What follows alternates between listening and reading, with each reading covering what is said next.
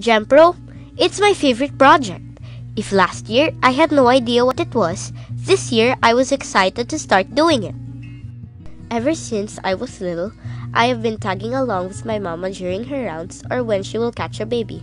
During one of the rounds, I saw a baby girl wrapped in a white pad. And when I asked her why the baby was not wrapped in a lovely pink blanket, I will never forget what she said. Not all children are as lucky as you, Marley. Some of them have parents who are not fortunate to afford a baby blanket. It was then that I thought that maybe I could learn how to sew baby blankets. Hence my G.E.M, Sewing for New Beginnings. But where will I get the sewing machine? How can I buy the materials? My savings from my baon is not enough. Who will teach me how to sew?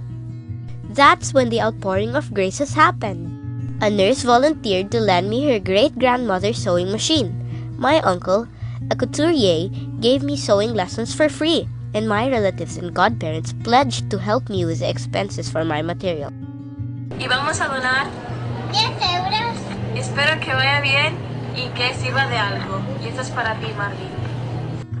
Hola, soy Carla. Hola, soy Angela. We asked permission from the doctors and tied up with a government hospital, birthing facilities, and lying-in clinics. I also asked help from the midwives and nurses on instructing the mothers on how to properly and safely use the baby blankets. My uncle taught me the basics of pattern making, pinning, cutting, and sewing. He would sometimes let me practice on his automatic machine, but that overwhelmed me.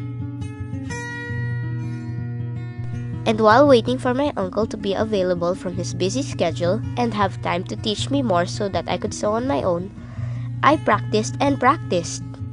I sometimes get tired and frustrated. It was difficult to sew on weekends because I have math training, and sometimes I go home late from school. I couldn't even put a thread on the needle because it was already dark. There was a time I wanted to give up. I thought maybe there was an easier project. Eventually, I gained confidence to sew on my own. And when I gave the blankets to the babies and mommies, I felt that I did the right thing of pushing through with this project. There were twins, babies of teenage moms, babies of single moms, a baby with birth defects, and more. I had mixed emotions when I met them. Among the babies and moms that I've met, 2 of them struck my heart the most. Both were victims of the Santa Clara fire incident. When we visited the evacuation center, I saw a 2-week-old baby who, according to her mom, lost all her clothes. There was also a pregnant woman who had lost all the things she had just prepared for her much-awaited baby. My heart went out to her. She just looked so sad and hopeless. I gave each a blanket, and I silently prayed that I had spread a little positivity and hope.